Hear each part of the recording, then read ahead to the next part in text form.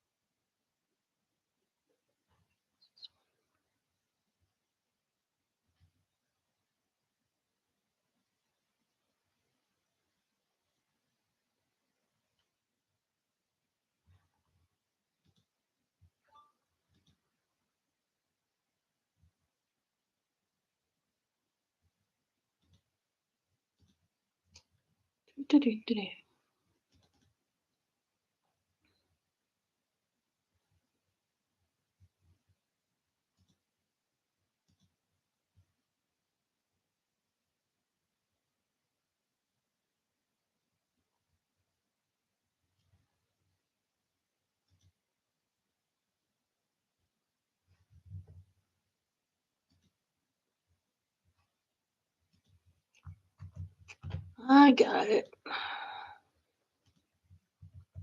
There we go. Okay. Sorry about that. Guess it doesn't matter. There's nobody here. Come on, guys. Come on, algorithm. Pick me up. So I've been watching um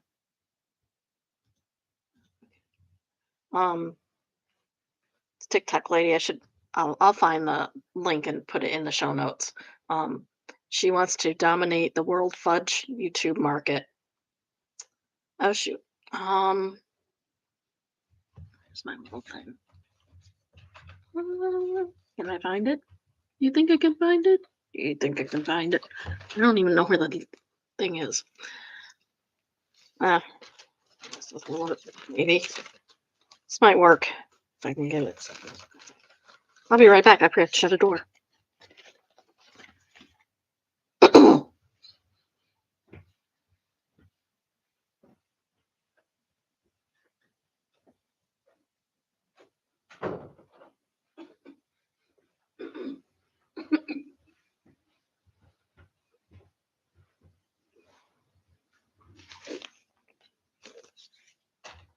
All right, sorry about that. That was weird. Um,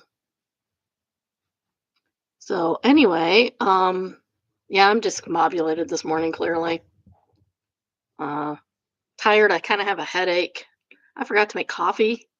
Who forgets to make coffee when they have a headache? This girl. That's who. So anyway, my hair's still wet from my shower because I just couldn't get going this morning. Sorry. I did manage to watch Balin out loud. I don't know how good the notes are. No guarantees. Anyway, so this is last week's episode. This week's episode, I think, goes on tonight. So that's fun. um, so the as we were previously, Colin and Balin are looking at wedding venues, and they are looking at one near his parents' house, and he invited his mom and sister to come along. So the wedding venue is this one is gorgeous. It's very rustic. It's like a barn, but the inside of it is not like a barn. um, it's beautiful. It's just beautiful. And the backdrop for the ceremony space is absolutely amazingly gorgeous. It has mountains and everything. It's just beautiful. Probably can't nothing I could ever afford. Oh, so uh, she asked if they've had alpacas before, and they said no, but they've had a horse, which of course Colin wants his horse. Balin's like, I don't want the horse. It's like, Balin, if you have alpacas, Colin should have his horse. That's only fair. That is only fair. Colin's commenting on how there's a 4-bedroom stay accommodations on site. I can't call it a hotel or whatever because it's not. It's B&B maybe. Um, and he's like, "Oh yeah, we can put everybody there." It's like, Colin, did you forget that Balin has an entire family? She has an entire family, okay? So, um, let's just cool it, shall we? Uh, Colin doesn't want to have the party in her parents' backyard, and I don't blame him for that at all. He's afraid that they're gonna over influence the wedding, and considering their over involvement in everything else, that is a valid concern. He's valid for having those concerns. Um, and Balin's mom calls him and says, "Well, we want to do an engagement party for you guys." She doesn't want to do an engagement party for them. She wants to do an engagement party so she can start being part of the wedding planning because this is all important to her. It's not your wedding, lady. It's not your wedding. Let them do their thing. My goodness. Of course, Alan's going to make it completely overboard. So they do go to therapy, and in the therapies, Colin wants Balin to talk to her dad about backing off of stuff and letting them make their own decisions, which valid. They are grown adults. They can make their own decisions. Do you have to approve all of them? No, not your decision though. So anyway, they're talking to the therapist about that, and the therapist suggests that Colin go to Alan directly, and I'm just like, no, that's not going to go well. Balin understandably doesn't want to be in the middle, but she is. She will always be. So she might as well get used to it now. And based on the conversations between them, Alan is not receptive to Colin at all. So in the end, they decide they'll both go. He can talk to Colin, and Balin will be there. Maybe he tone it down. Colin's hoping that Balin being there will tone Alan's attitude down.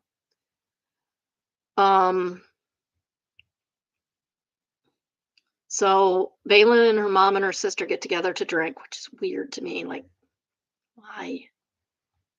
So Balin admits that her mom, or admits that Colin's mom and his sister, Colleen and Maureen, um, went to see the wedding venue with them. And I can't imagine being jealous of a wedding venue. Like, I would have loved to have been there when my daughter picked out her dress for her wedding, but I wasn't. It was a last minute thing and I wasn't there. And it's fine. I would like to be, sure. Everybody would like to be involved in everything, but you can't. You just can't. So calm down, Julie. And then Balin spills a very, very, very, I don't know what they were drinking. I don't know what they were drinking. I don't know my drinks. Um, Balin spills a drink, very red all over the place.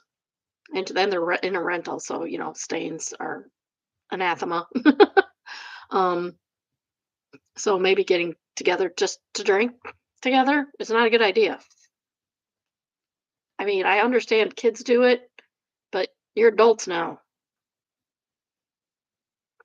Well, you have better things to do. I can understand getting together for dinner. That'd be great. Dinner apps. Just call it a get together. Don't call it getting together to drink. Balin's mom is stressing out about the party and wants to know when it can stop. And it could stop anytime, honey. It doesn't have to be this elaborate. It's very elaborate. Alan got his alpacas. I find this to be an a-hole move. The alpacas were for the wedding. The wedding is supposed to be special. The alpacas were supposed to be special for the wedding. He got them anyway. That's how I feel, anyway. Colin says they outdid themselves on the venue, and they did. I think he said they overdid it. um, Now they're rethinking using the backyard. Think, Colin, think really hard about that. Are you sure you want to do that? So the alpacas come, and they're really cute. They're so cute. They're so stinking cute. Balin's okay with that. Her dad got the alpacas, so I guess that's All that matters is that Balin's happy. They're so cute. She has a favorite one called Scooby, and he's just so cute. He is just so cute. All right, that's all I have for reality roundup because I haven't watched Destroyers yet because skating's on. Sorry. Maybe I'll get to that today or tomorrow. And my head still hurts. All righty. So I guess we'll go on to our Reddit reads because I don't have anything else. I don't think. There's probably other things I thought about, but I'm not together today, so. All right. And we'll start off with petty revenge. Uh, Tracked down and confronted Lyft driver that stole my AirPods. I was visiting some friends in another city and dropped my AirPods in the back of a Lyft leaving a bar. Realized it the next day, sent the guy a lost item report. He claims he doesn't have them. I go home and forget about it until a day later I see that see in my Find My that they were being charged and actively used. I see them moving all around the city as a driver would. Now, I'm not usually a spiteful person, but that was a brazen theft. Actually, you gave them away. I know, I leave things in places all the time. Unlucky for him, I had some free times, and 2 weekends later, I tracked him down in a car with those same friends. Find my, el- find my lead. Oh, find my. Okay. I guess that's the. I don't do Apple stuff, so forgive my ignorance on that. Find My led to a Chuck E. Cheese, and we found his car in the parking lot. I explained the situation to the security guard and showed him a picture of the Lyft driver. The security guard led us right to him and asked, "Are you so and so?" To which he nervously responded, "Yes." I just said bluntly, "You stole my AirPods." His family had to all leave Chuck E. Cheese to his car parked in the lot, and I got to watch him awkwardly put them back in the case and hand them to me. I felt bad, but come on, doing that is insane. Yeah. If another passenger had picked them up, you would have given them away. But they are supposed to return your stuff. Um, and they would have gotten a really big tip probably if they did, because I know I tipped somebody like $25 once for bringing my wallet back. Because my entire life is in that stupid wallet. It was my phone. Luckily, I know my passwords and stuff and can get into other people's phones. Use my husband's phone. Big text that says straight up justice, and I'm here for it. Bravo. Even better, right in front of his family. That's one hell to shame him. I hope his wife loses it on him later. Yeah, that's the ultimate shame is to have something like this and your family knows all about it now, don't they? Oh. All right, our next read is from Am I the Jerk? AITJ for kicking my wife's brother out after he insulted me in my own house. I, 33 male, have been married to my wife, 30 female, for 4 years. Her brother Jake, 27 male, has always been difficult. He's the kind of guy who thinks he's smarter than everyone else and never holds a steady job and somehow always ends up staying with family when he needs to get back on his feet. How come the people that seem to think they're smarter than everyone else can't hold a job? Why is that? What is up with that? A couple of weeks ago, Jake asked if he could crash with us for a few days while he looked for an apartment. Didn't you have an apartment already lined up, dude? Because that's what most people do. Smart people do. My wife felt bad for him, so I agreed, even though I wasn't thrilled. I said, fine, as long as it's temporary and he respects our space. From day one, he acted like our house was a hotel. He left dishes everywhere, blasted music in the morning, and kept borrowing my stuff without asking tools, chargers, even my jacket once. I tried to keep calm for my wife's sake, but I was getting irritated. The breaking point came last days. We had some friends over for dinner, and Jake decided to join uninvited. I mean, to be fair, he's living in the house. You got to expect that. Everything was fine until he started making jokes about how I'm not good enough for my wife, saying things like, she really downgraded when she married you, and you're lucky she didn't go for someone with a real career. Okay, you can kick him out now.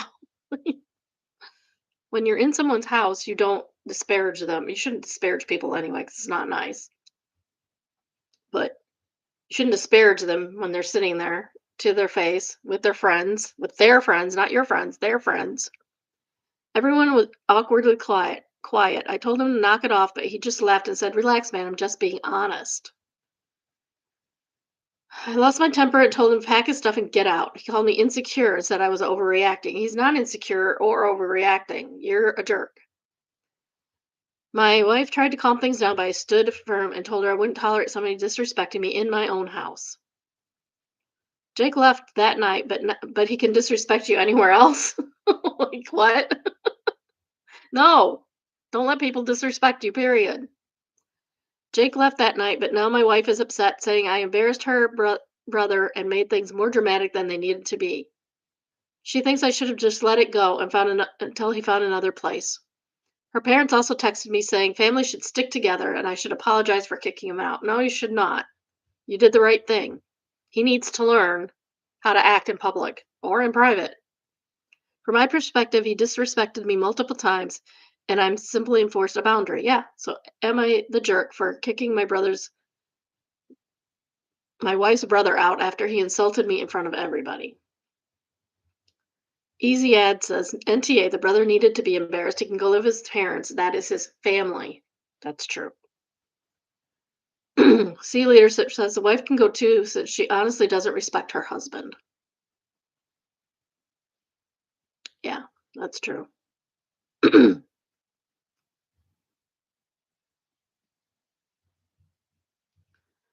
Yeah, no. When you are staying with someone, you respect their things, you respect them, you respect their place, you help them out as much as you can. Um, if you know where the dishes go, do the dishes. Don't leave the dishes all over the place. At least put them in the dishwasher or sink, depending.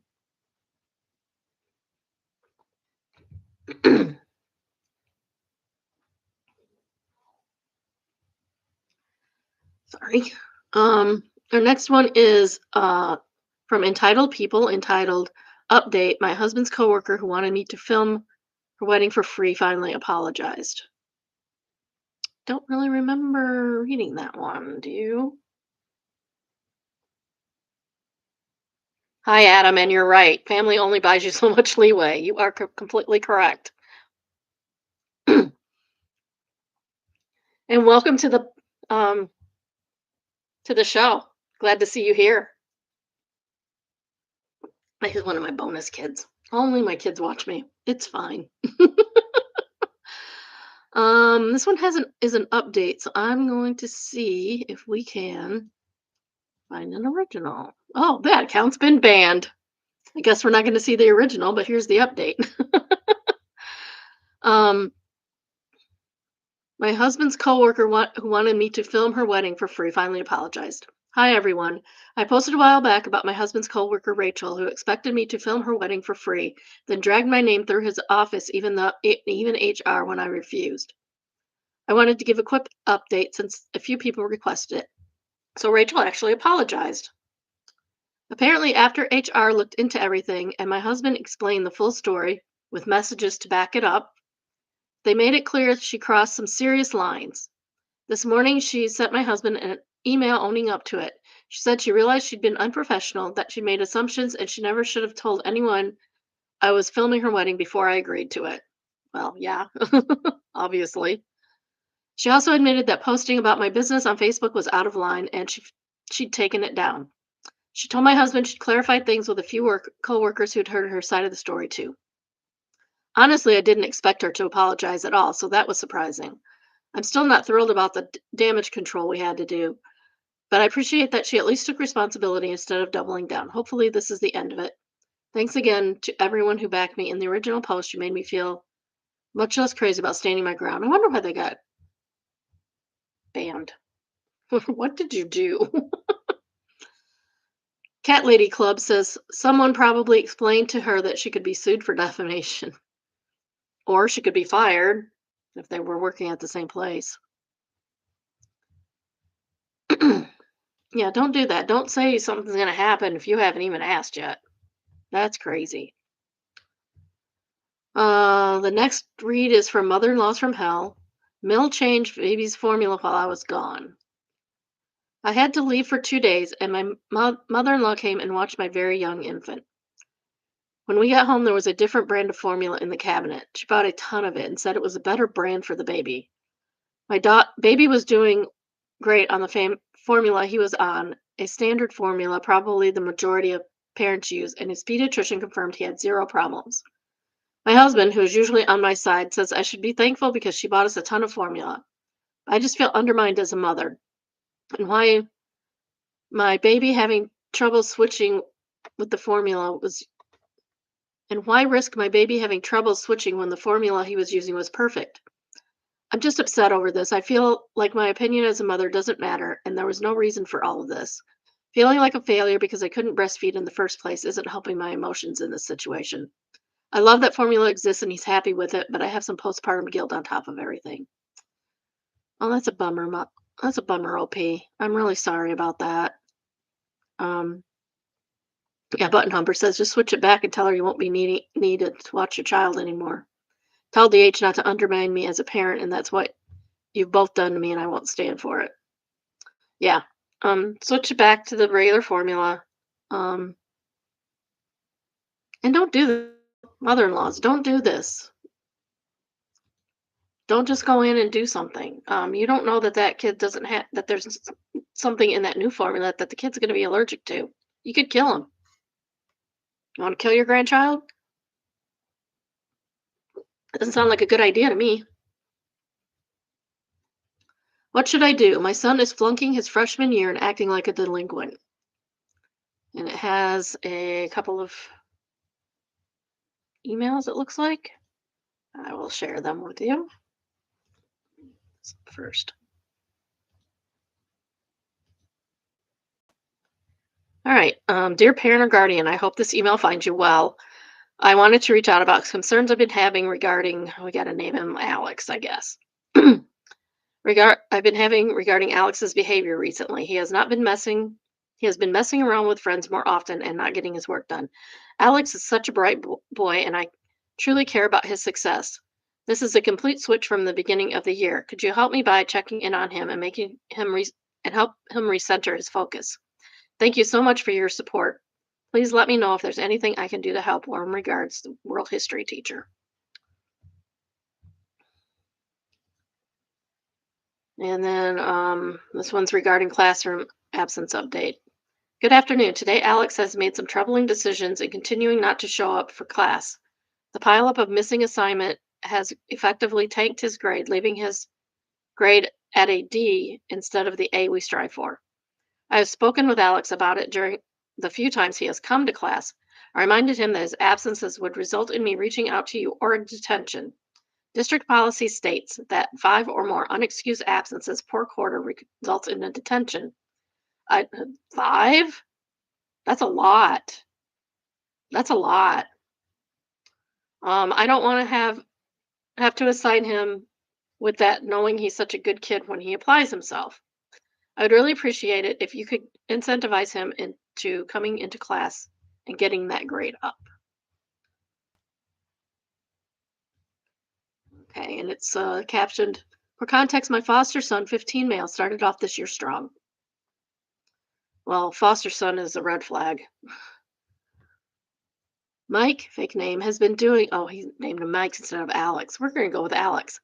Alex has been doing well in school for the most part, but after he got broken up with by his boy, he doesn't even call his boyfriend, who is now on and off with, he decided to stop going to class and mouth off to the teachers. It sounds like he might have depression. The emails I attach are some of the more vague I've gotten. I've mostly been speaking to his counselors, and those are more detailed, so I won't be adding them. That's fair.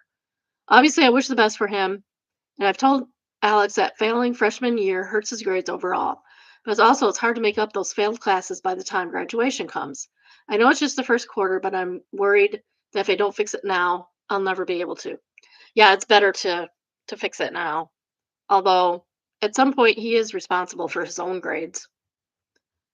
That being said, I've grounded him, taken his phone and all of the electronics. That seems overboard. Told him he can't go out with his friends or boyfriend whenever they get together. And I've increased his shore amount. Even with all the punishments, he's completely out of control. Well, because you're punishing him, that's why. You're punishing him instead of having him suffer consequences. If there are any parents out there that have gone through this who can help me, I would be extremely appreciated. I'm definitely out of my league here. JV for Life says, not a parent, but I am a coach who works with kids who are struggling. One of my most grounding things is asking a kid who is going through it one simple question: what matters to you? When they doing it, him and ha doing it again, what matters to you? And then actually listen to them, looking them in the eye and asking follow-up questions, focusing on listening rather than merely hearing. Yes, boundaries are important, and teens do need boundaries, but they also need an adult who is going to listen to them, believe in them. And often the story in their head is that their parents don't care, even though you 100% do. And also, their brain is entirely run on hormonal switches that override literally every instinct they have. I imagine for a foster kid, that story is way, way louder. What seems like work here, establishing that career, that care. I think that this kid probably has a bit of depression. I mean, his situation would be depressing anyway. Um,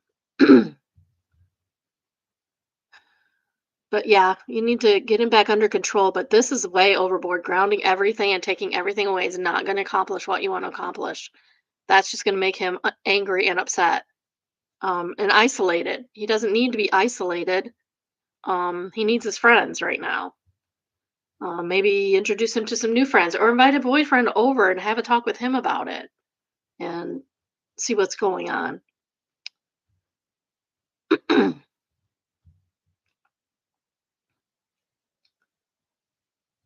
Yeah, I think he's going about it the wrong way. Itty bitty lurker says he needs other additional, more positive social groups. Stat. There a sport, craft, music activity he's interested in? Yeah, having your kid in a class um, that they enjoy or an activity that they enjoy is very helpful. My kids were all in band. Um, they made the best friends in band, lifelong friends that they have continued to be friends with, all of them. Because you need a tribe in high school. You need a tribe.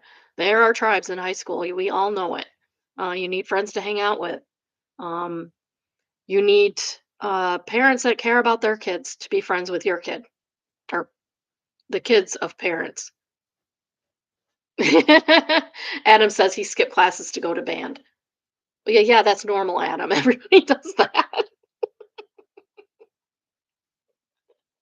Maybe you should have gone to more math classes, though, dear.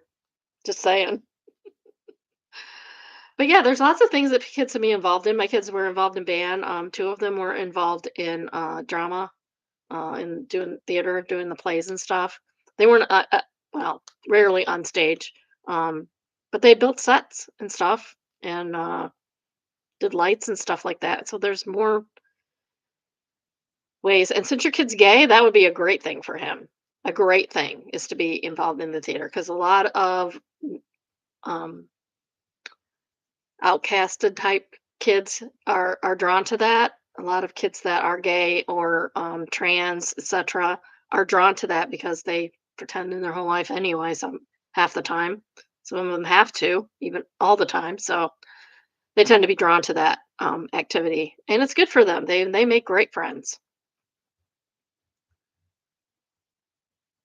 Yeah, more friends, better friends. And sometimes even the bad influences aren't as bad as you think they are. Sometimes taking care of somebody is good for a kid. Our next read is from Malicious Compliance. All items on floor are trash. Have fun rooting through the dumpster. I'm a custodian for an office building. I clean bathrooms, take out trash, vacuum, etc. I clean the morning before the office opens. So you get up early and come in.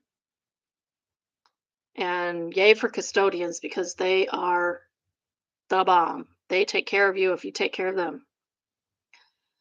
When collecting trash, I occasionally find some loose papers under behind desks, beside the trash can, or otherwise on the floor.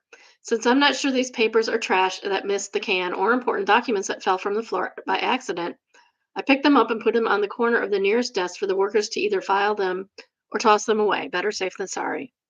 Yeah, make sure your trash goes in the trash bin. However, the manager did not like this habit. She came in early one morning expressing disgust that trash being placed on other people's desks. Obviously, I've never put actual trash like food wrappers or crumpled papers on desks.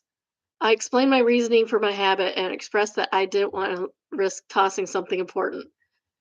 My manager told me that everything on the floor is trash and the workers aren't such immature slobs to drop important documents on the floor. I agreed and said I'd never do it again. Fair. Flash forward several weeks. My manager came in early and expressed concerns because the filing cabinet had tipped over the day,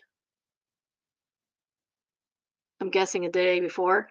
And despite picking up papers, they were still missing a few documents. She asked if I'd seen them. I reminded her that since everything on the floor is trash, the documents were probably thrown away. She was irate, saying, "But this is an exception since a filing cabinet fell over." I asked her how I was supposed to know that when I'm not there during the day and it was uh, otherwise not informed to look out for these documents. That's when the situation dawned on this woman's eyes that she was at fault. She stumbled through some excuses before demanding I go to the dumpster and find the papers. That's not his job. I told her that that the office was opening in 15 minutes and I still had work to do. She stormed off and said she'd start looking in the dumpster. Good. That's what you should do. While I cleaned, I knew I'd face her again before leaving. My car is parked by the dumpster. So I thought of what to say to nail the final nail in the coffin. Sure enough, when I finished my work and walking out, the manager and a few other workers who'd arrived were reading through the dumpster. When the manager stopped me, she demanded I come and help. I delivered my prepared line. Ma'am, my job description is to take out trash. Your job description is to ensure safety and confidentiality of your client's files. I walked away to, in my head, a cartoonesque villain scream of outrage failure from my manager. A few hours later, I got a text saying that there will now be a special inbox shelf for me to place any papers found on the floor for the workers to go through. Well, that's a good idea. Should have thought of that before. Cajun Maverick says, I learned early on to treat janitorial staff with more respect than owner's CIO. Yes, more respect. 100%. 100%. Treat your cleaning crew. I can't talk. Treat your cleaning crew very well, and they will take care of you. They will go above and beyond.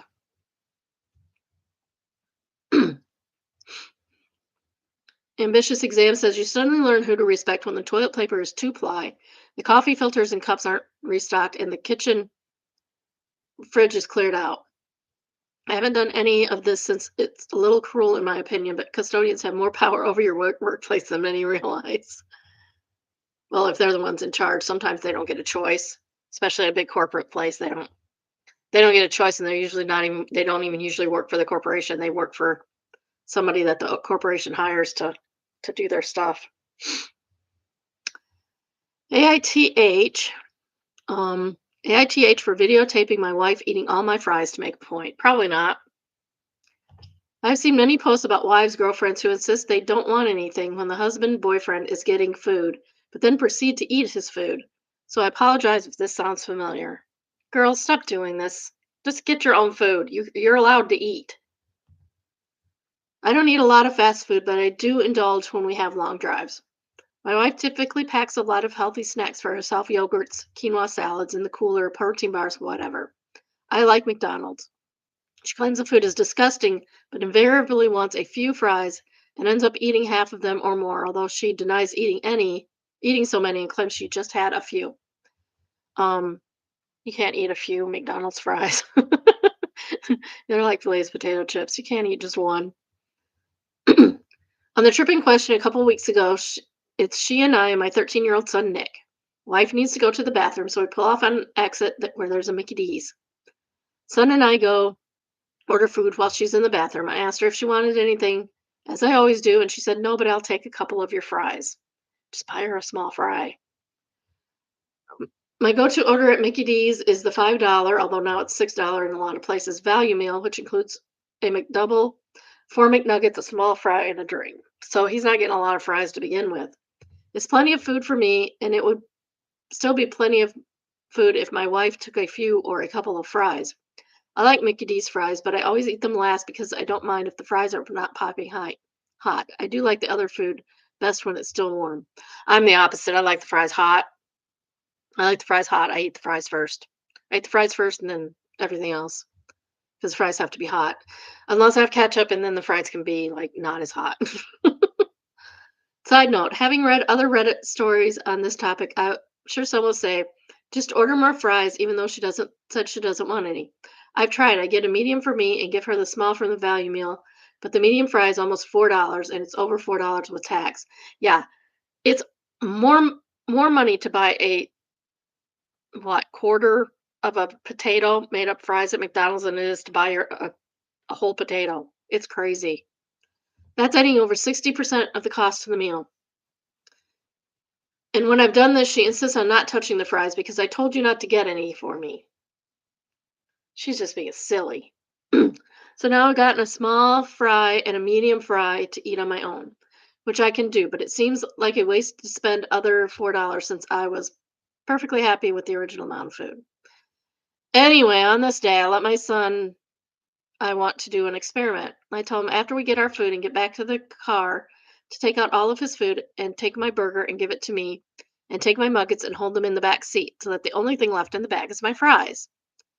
Now, admittedly, the small fry at McDonald's isn't that many, but it's typically at least 20 to 30 fries. I would say 15 at best. I tell him to put the with the fries in the console between me and my wife's seat to set up his phone and take a video of the bag from the back seat, which will record until I tell him to stop. I tell him that I'm not going to put my hand on the bag at any time, and I predict that his mom will eat all of the fries. Weaponizing your son against your wife is not probably a good move, dude. It's probably not a good move. Sure enough, we were driving along. I eat my burger, make some small talk, see my friend's hand go into the bag several times. I ask my son for my McNuggets. I eat those. FYI, I eat them sauce free, so no mess in the car. Chit chat further, and all the while smirking to myself as I see my wife's hand go back into the bags for some more. Finally, she says, "Okay, give me your garbage," and starts putting it in the McDonald's bag. I say, "What are you doing?" And she says, "Cleaning up." I still need to eat my fries. And she says, "We ate them all, honey. We ate them all." I admit I overreacted a bit here on purpose and credulously announced, "What do you mean we ate them all? I haven't had any." To be clear, I wasn't mad. It was the result I expected anyway. But I tried to act mad while suppressing laughter. She said, "Don't be silly. I only had a couple." "No, you ate all of them, dear." I repeated that I had not had a single fry and that I videotaped evidence to prove it. She said, "What do you mean?" I said, "Nick had taken a video of the past 20 minutes or so, and you will not see me take any fries from that bag. So if they are gone, it's because you ate them all." She blew up at me and him in a way I didn't expect, yelling about videotaping without consent. Girl, I don't need your consent. As far as I made, as if I had made a surreptitious sex tape or something egregious like that. Yelling at Nick for going along with your father's foolish pranks, which is why you don't weaponize your child against that. I told her I just wanted her to understand if she eats more of my food than she realizes, and this is why I would prefer her just get a separate order of fries so we can both enjoy our food without resentment. She never watched this video, although I think she now believes that she did eat all the fries. However, she's been ignoring me and worse, treating our son badly, blowing up at him for little things that never bothered her before for the past 2 weeks, expecting an apology for videotaping her, I guess. I thought this was a harmless way to make a point. AITA. No, it's not. No, it's the perfect way to make a point. Notice she won't look at it because she knows it's true.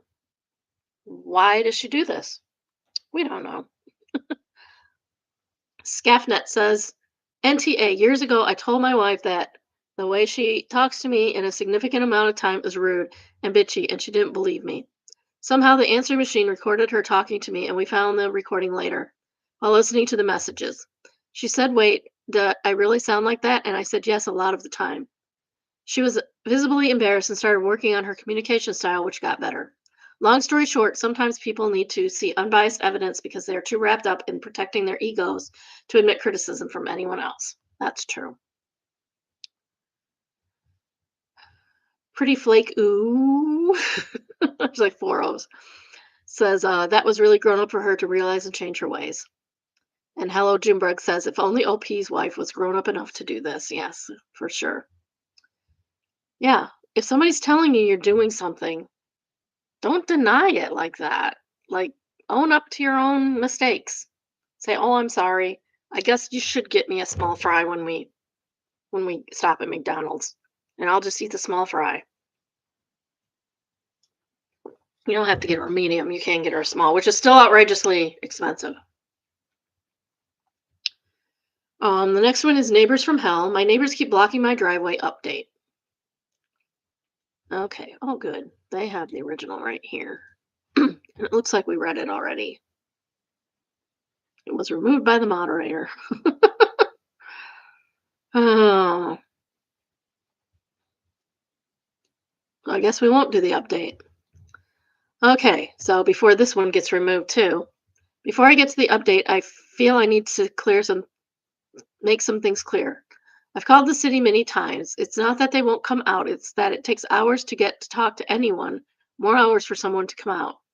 Every time I've gotten through an agent, they never show up. I called tow companies and they tell me I'm wrong for the tow company can do it, but they can't. I call the other tow company and they say they have called the city. It's a long, redundant circle. I'm a younger girl and my roommates are also girls. We are not comfortable banging on this grown man's door every other day, or every day, sorry. We are not comfortable banging on this grown man's door every day, asking him to move his cars. Maybe at first, but now it is at a point where we very much do not like each other. We all work a lot. We can't just leave a car blocking our own driveway every day. We can't park in front of his driveway because it's blocked with his own cars. It's a small street and we can't double park him without blocking the entire road. A lot of people gave illegal suggestions like damaging his cars, jacking them up and moving them, etc. I already filed a police report, so damaging his car wouldn't make the situation worse for me if the police ever get around. Update: I've ordered a pole and some more no parking signs. I've contacted a company to come and cement this pole into the side of my driveway where it meets the sidewalk. I do hope you own this house, girl. Yesterday I ran into his wife outside. I was watching the cameras and waiting. I asked her to please ask him to stop. She told me she would talk to him, but his family is in town for the holidays, Halloween. Basically implying that it's not really their fault, even though it's the same cars that have been there the whole time. I explained to her that it was a danger to me and my roommates if we couldn't get out of our driveway. That in an emergency situation, if one of us got hurt or a fire, that she would be potentially trapping us inside our own home. That if this continues, I will be calling the police. She says she understands and won't happen again. Just call a tow truck. Today I got home and their massive Benz is barely blocking my driveway. I decided to park behind them and move my trash cans out into the street in front of the car. So we'll see how this goes. Thanks to everyone who gave it good suggestions. I probably won't update this again unless something massive happens. But yeah, thanks, guys. Let's see if she has an update. Nope, no update. It's interesting that you can read part of her. Um, oh, final update. Okay, good. Here's the final update. So I've made a few posts here about my neighbors keep parking in my driveway. I will link my updates below. Since my post got a lot of traction, I wanted to give you guys a last update. So the mods removed my original post. I don't know how many of you remember the context. It was a long story, but for those who remember, we have finally got legal action. As this is now a legal matter, don't want to speak too much to anyone. My neighbor's wife found my Reddit post from before. She'd been horribly upset that I slandered her and her family. Probably why I got removed. Anyways, which is dumb because it should stay up. Anyways, I would give more context and stuff, but I don't want to get removed again. Thank you, everyone, for your support and suggestions. I won't be updating again due to it probably getting town again, so this is the end of the saga. Thank you all. Somebody asked if they can update after the situation wraps up, and I agree with that. Okay, here's benign existence, which could also go into overheard. Conversation overheard at the Lebanese restaurant. Beach blonde woman. What is Labney? I hope I'm pronouncing that right. I'm not sure I am. Let's find out, shall we?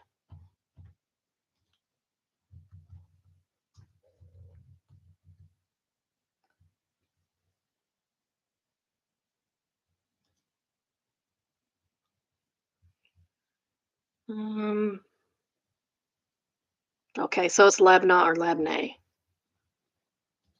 So we'll call it Labne.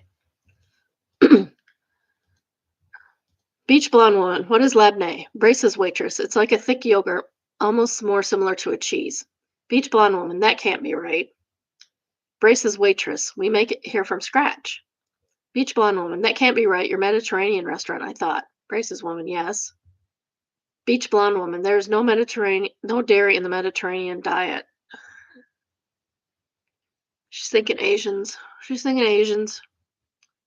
Braces waitress. I don't know. I'm sorry. Beach blonde woman. I don't know if I can eat anything from here. I thought you were a Mediterranean restaurant, right, babe? Spray tan guy. Yeah, for sure. It's a Mediterranean restaurant. Beach blonde woman. I know everything there is to know about the Mediterranean diet, and can I speak to the chef or owner or something? Wow, that's a bold statement. You know everything there is to know? Really? About every Mediterranean diet? Because different countries have different foods. You know that, right? Every country has different foods. Um, Spray tan guy. She knows everything about this stuff. You should listen to her. She does not. Braces waitress. I'm sorry, I'm the only one available now. Can I get you something else? Beach lawn woman. I don't think so because I wouldn't know if it's really made Mediterranean. I can only eat Mediterranean. It's not just a preference. It's necessary for my house. It has to be Mediterranean. So just don't eat the cheese, lady. Come on. Braces waitress, I'm sorry. Spray tan guy, no, I'm sorry, babe. I was sure this was a Mediterranean. Beach blonde woman, yeah, I'm not comfortable. I think I just have to go. Thanks anyway. Braces lady, okay, well, have a good one. She didn't want to mess with them, and I don't blame her. Beach blonde woman, Garbage at life says, what does she think Greek yogurt is? Greek, Greece, in case you were unaware, right on the Mediterranean Ocean. Constance says apparently never heard of pizza either. Storm Tomcat says nor mozzarella or ricotta or burrata or parmesan or mascarpone or marzu. Mind boggling. Electronic Prophet says feta. Cafelotieri. Manuri. Greeks eat a lot of cheese as well as yogurt. Both of what is sold is Greek, which is just thickened yogurt and not what most Greeks ate when I was a Greek kid. We ate regular plain yogurt, which was comparatively thin and very deliciously tangy. Wow, that's amazing that she knows everything there is to know about Mediterranean food, and she didn't think they had dairy in their diet. So people are so weird. So weird.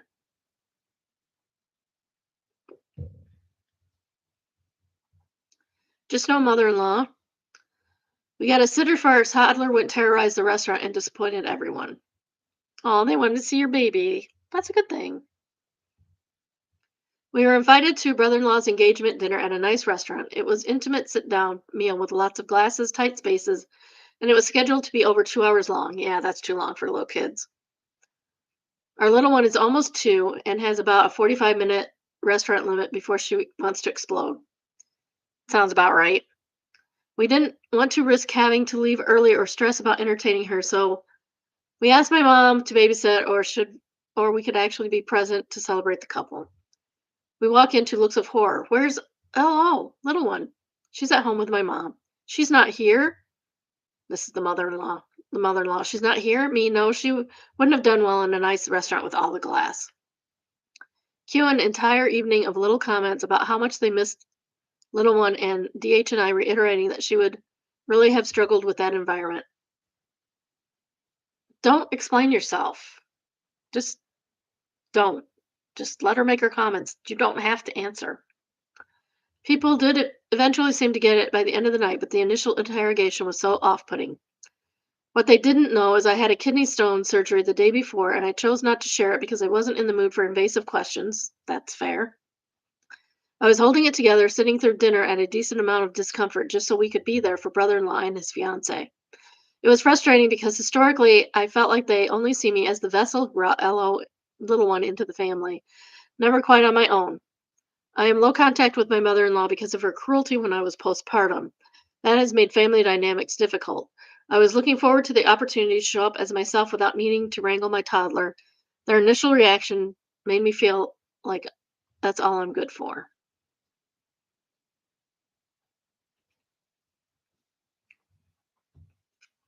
So Magpie Sky says, "Oh, hon, I have kidney stones and I have had surgeries for them as well. You trooper, you." Yeah, going to a restaurant the day after you have surgery, girl, just stay home with the baby. My in-laws pulled that crap too. We went across the country for a cousin's wedding, and thankfully my dad lived kind of nearby. So we made a visit to him as well. The wedding was at a resort hotel, so we left our 8-month-old with my dad and had our first weekend away from him. His family would not shut up about how we should have brought him. Like, it would have been so easy to travel with all his crap and then basically just be parents the whole weekend while working out loads of money, working out, shelling out loads of money for this fancy hotel.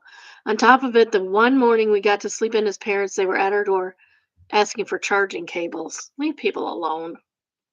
Why does producing a baby make families so self centered and entitled? Like, do they not remember how much work a tiny disgruntled humans are? May that maybe, just maybe, we would like to enjoy ourselves as adults every now and then. I mean, there's a bunch of adults around wanting to entertain the baby. Sometimes it's okay, but you know your baby and you know what they can handle. Um, and honestly, sometimes you just when people make little snide comments, sometimes you just have to ignore it. You just have to ignore it and let it go. Well, maybe not let it go. You can bring it up later when it's more appropriate. When it's more appropriate. Retail from Retail How Quiet Quitting Enrages Boomers. And there's a little meme that I will share. Sharing the meme. Oops. How dare you not show me manners after I insult you or act annoying? And the little Home Depot guy goes, literally, I just work here because the job market sucks. Yep, I can understand that for sure. For sure. Honestly, it enrages me how people are acting towards Gen X kid, Gen Z, and Gen X kids. Not Gen X. I'm Gen X. What am I talking about? Gen Z. What is alphas? That's it. Gen Z and alphas, because they grew up like I did in a time where you could make a good living, you could go to school, you could go to college, uh, having a part-time job and pay for the entire thing. And you can't simply do that anymore. Wages are not what they should be. Our wages were the equivalent of 35 freaking dollars nowadays. My kids make good money and they don't make $35 an hour. At least my son doesn't. Um, it's crazy. It's like it's not that they don't want to work, it's they want to get ahead just like you did. And they're not afforded that opportunity because they can barely pay for what they have. And before you get into, well, they're buying all kinds of fancy um phones and stuff. Like, do you know how much we shelled out for phones back in the day? Like, you didn't get to call everybody for free. It cost you hundreds of dollars a month. Hundreds of dollars a month. So don't even with that.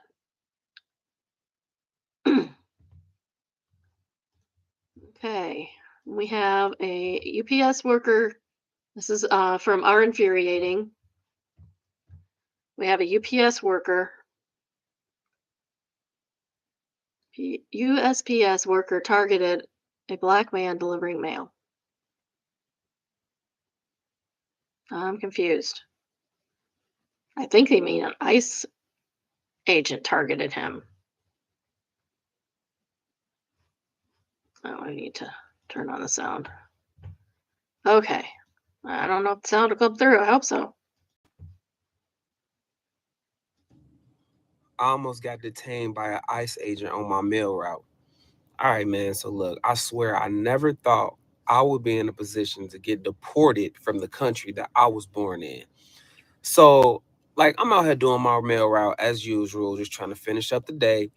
And the next thing I know, like, it's an ICE agent, like, telling me to put my hands where he can see them.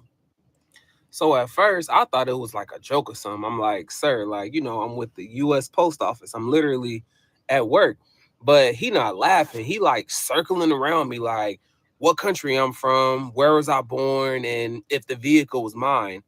So I pull out my little ID, whatever, and I show him my work scanner. I even show him like my little mail keys, whatever. So he's still not buying it. Like he like, it's a federal offense to impersonate a postal worker, right? Bro, my heart dropped as soon as he said that. Like, how do you even prove like you work somewhere when the person doesn't want to believe you? So the next thing I know, another agent walk up, hand near his holster, and I'm just standing there with my mail bag like halfway open, like, sir, like these are bills and coupons, like not contraband. So they starting to ask if I got documentation proving if I'm a US citizen. I said, yeah, like my birth certificate, like it's at home. And one of them radios in, and I hear him say, possible impersonator claims he's USPS. That's when I realized, like, okay, they like dead serious. So I had to get him my supervisor number like on the spot, and they actually called my station. And thank God my supervisor answered. She like, oh yeah, Brian, like he's one of our carriers. Like, and the agent just looked at me for a second, nodded, and goes, next time wear your full uniform. And then walked off just like nothing happened. Just like messed my whole morning up, bro. So I don't know, y'all. At this point, I just sat back in my truck for a minute, just thinking like, yo, it's crazy how like things can just like flip instantly. Like 1 second you delivering people's mail, and the next second you explaining like why you exist here. I don't know, y'all. That was a crazy situation. Like since that day, like I don't step foot outside. I try to have my full uniform on, have my badge on. I don't got it right now, whatever. But I mean, because out here, like being a federal worker don't always protect you. So I don't know. That's crazy. What y'all think I should do, chat? I don't know. Let me know something, chat. Let me know something. Okay, that is insane. They're just out here picking up people. Like that's not ICE's job. Um, so what if he was impersonating a federal officer? That's not ICE's job to step in. They're supposed to be um, detaining criminal, dangerous people who are undocumented here, not normal citizens, not people who are going through the process of becoming legal because they have a year to start that process once they get here. Um, maybe go after the people who have overstayed their visas. Maybe that is what they should be doing. It's insane. This is insanity. What are we doing, people? What are we even doing? Scott Stott said this is one of the more poorly worded titles I've seen. Yeah, no kidding. Uh, there was that video from Chicago of an ICE agent trying to detain a dude. Another one showed up, and eventually they both just gave up and left. Yeah, don't comply. Don't comply without a warrant. Get a warrant. I really worry about people I know getting detained, and they're US citizens. Stop it. Stop the insanity. This is crazy. And if they're from Mexico or South America, chances are they have more of a right to be here than you do because they were here first. And Am I the Devil? We have overt misogyny. And this is from True Unpopular Opinion. Oh, that might be a subreddit we need to check out, eh? Um, and it's entitled, or original title is I'm tired of how women are hearing how women are afraid. Well, stop making us afraid. Hey, there's an idea. If you check statistics, you will find that men are the main victims of violent crime. Yet we keep hearing how many women are afraid for their safety. All men, excuse me, Lauren Baby's calling me. Hello. Uh, Okay, I'm doing my show.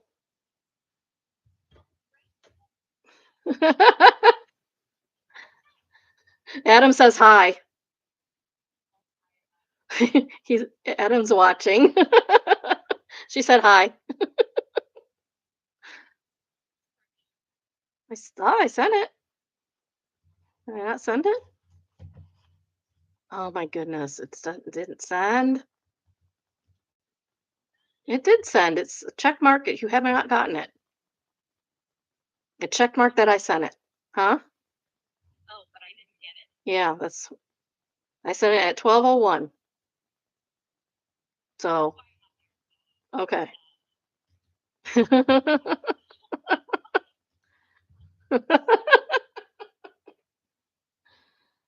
So anyway, what's up?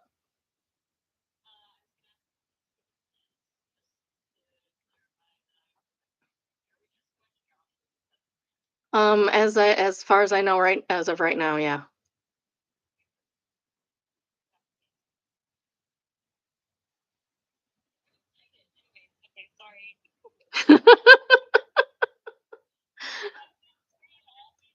Okay. You and Adam can gang up on me. Okay. Love you too. Bye. She forgot in her phone didn't pick up the text. And I did text her and there's a check mark saying that it was sent. So I don't control her phone. All right, I guess we'll start this one over again. This is from I Am the Devil, and it's entitled Overt Misogyny, originally from True Unpopular Opinion. And the original title is I'm tired of hearing how women are afraid. If you check statistics, you will find out that men are the main victims of violent crime. Yet we keep hearing how many women are, need to take some precautions and do it. And yet, way too many people pretend men can walk around safely while women need to be very cautious. Tell that to all the men who get assaulted and or killed on the streets. Well, the thing is, men don't come up to people. Men don't come up to other men. Lauren says hi, Adam. um, Men don't come up to other men randomly on the streets and start assaulting them like they do with women. Plus, men can are better at um, defending themselves than women. But all people should go to Adam's um, martial arts studio and learn martial arts. And for some reason, I can't remember the name of it right now. Something with a tree. Such morons are doing a disservice to women and men. Women feel they are in more danger than they are, which is stressful, and men are being treated as offenders simply based on their sex. So, it also prevents society to engage in the real issue of male on male violence, as men are allegedly already safe. Is it so hard to check basic statistics? Um, Men also perpetrating all this crime. So, men maybe stop perpetrating crimes against men and women. How's that? Far from elsewhere says men in most danger from people they know, not strangers. And what gender are those people? Hagen Alley says, I remember in college we did a short course on the importance of understanding to statistics because it's so easy to give a technical correct statement that is wildly manipulative and deceptive. The example my professor gave was that in the OJ trial, the prosecution brought forward evidence that the police had visited his house something like 8 times for domestic violence against Nicole Brown prior to her murder. To counter this, the defense said, but only 5% of domestic abusers go on to kill their wives, so it's really unusual and therefore not relevant. I don't remember the actual percentage. Unfortunately, the prosecution did not reply with another far more relevant statistic that of women who are abused and then subsequently murdered, 99% of them were killed by their abusers. OP could really benefit from one of those courses, but to be honest, I have a feeling they'd be on OJ's side. Ugh. Choose the bear, girls. The thing is, you don't know. We meet men all the time, and we don't know if you're a good guy or a bad guy. And if you're a nice guy, you're a bad guy. I'm just saying. That's how I use that. Nice guys. Oh, I'm a nice guy. Sure you are. But are you good? You can be nice and not be good. Next, we have server life. We have something to share. We always have something to share. Sharing time. Well, that's because he is. That's Adam said, OP sounds like an a-hole, and I said, That's because he is. He is." Uh, Food was delicious, service was poor, every order was wrong, and it has their order.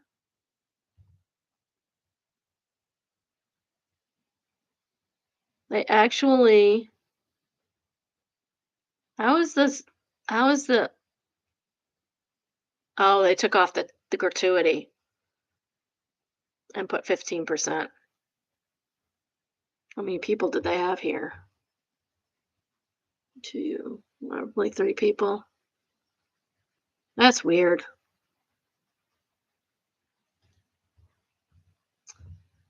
I had this 7 top.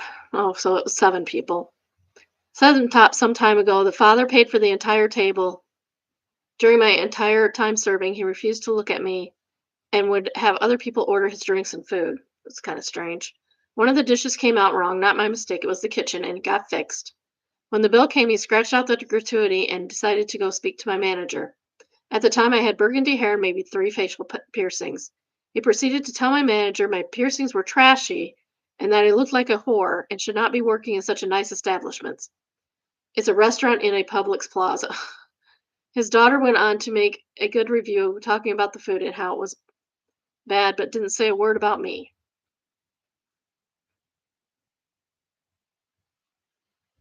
So it says right here the food was delicious. How could the food be bad and delicious at the same time? I'm confused. And I forgot to share. Okay, I'm back. Is an autograt, and they said, yeah, any party above 5 automatically gets a 20% gratuity charge. That's a low one to me.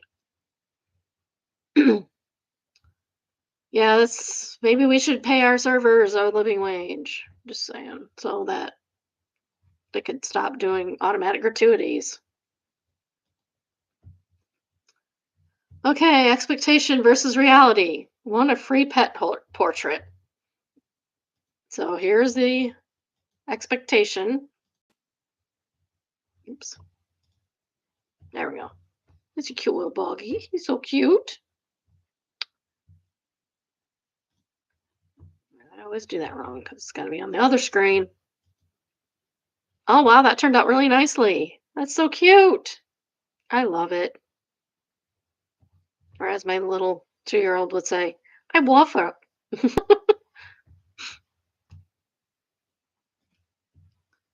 All right. If you have not already, please like, subscribe, and turn on your notifications.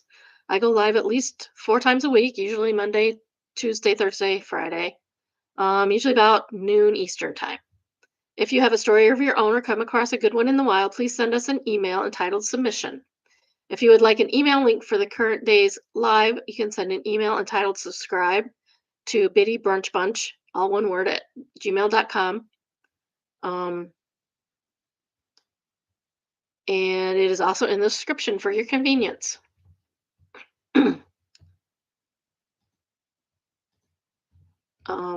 I'm suspecting I might be on tomorrow because somebody's been out of town last couple of weekends, and I spent lots of time with their grandkids this weekend.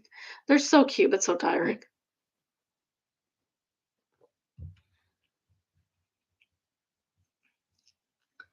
All right, Zillow gone wild. More sharing.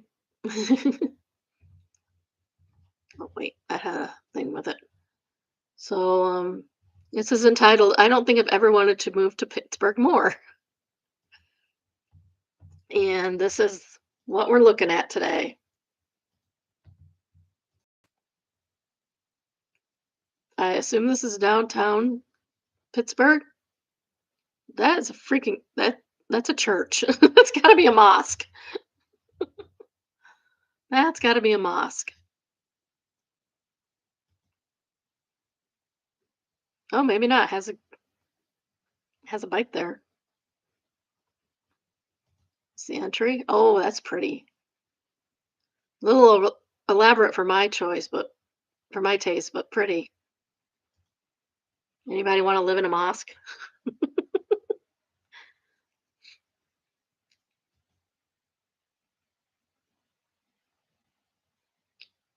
I'd change the kitchen, but you guys know that I don't like white in the kitchen. It's just a personal preference. If you like it, that's fine. Not gonna hate you for it. This is wild. This whole thing going up in the sky. I hope nobody hits their head on that. I hope it's high enough that nobody hits their head on it. Oh, that's cute.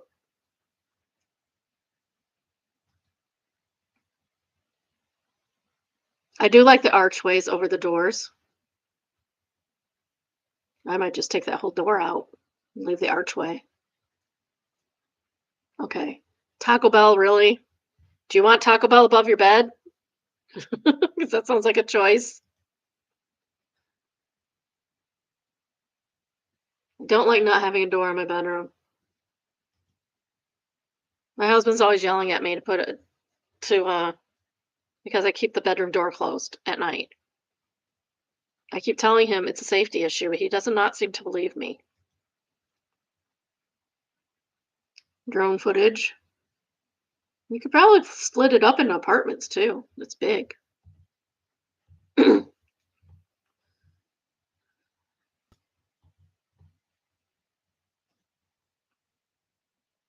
And that is 2132 Sarah Street, Pittsburgh.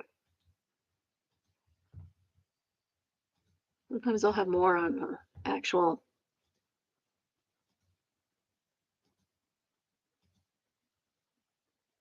These are all like moving pictures in here.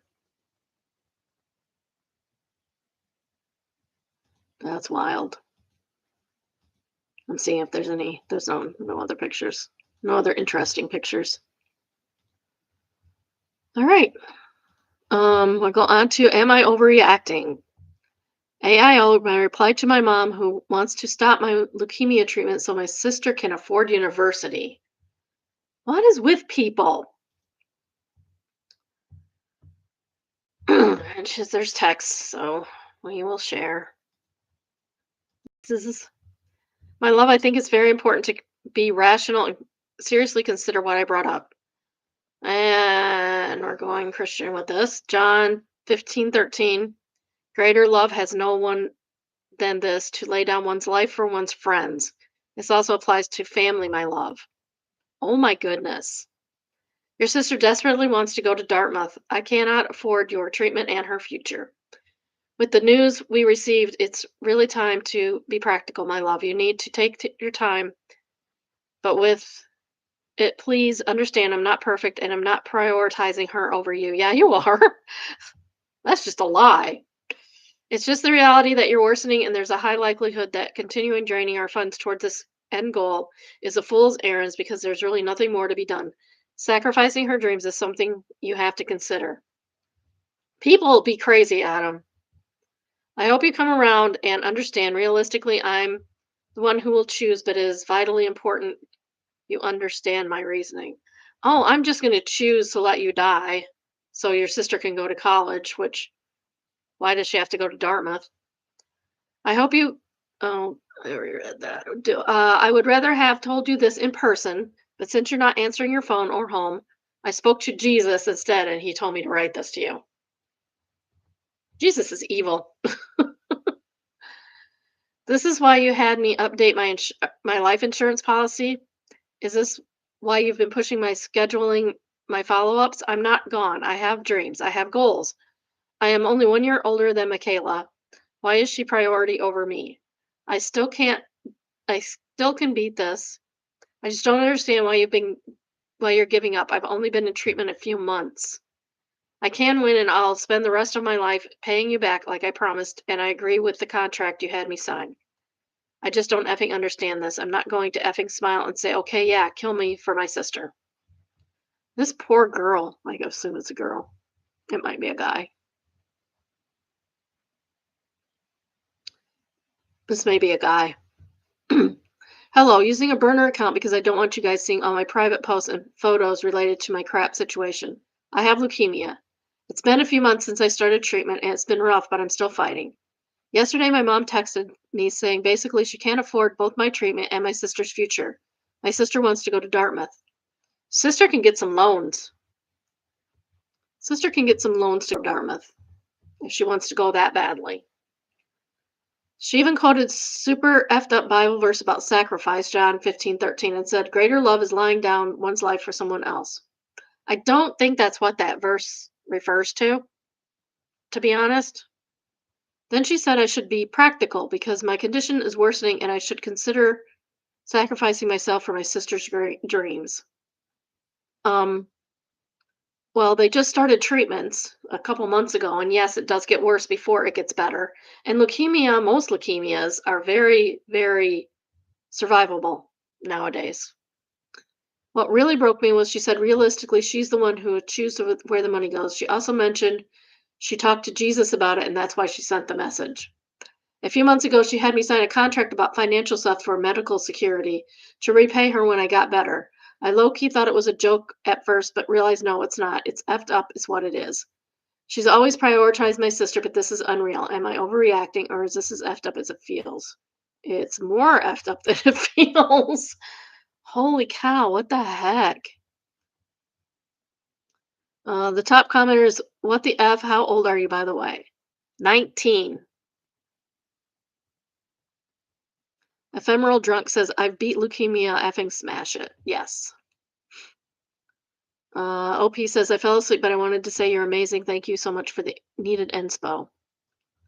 No Dog says, don't let your mother claim you as a dependent on her taxes anymore either. You will be eligible for all kinds of assistance if you aren't claimed as a dependent on anyone's taxes.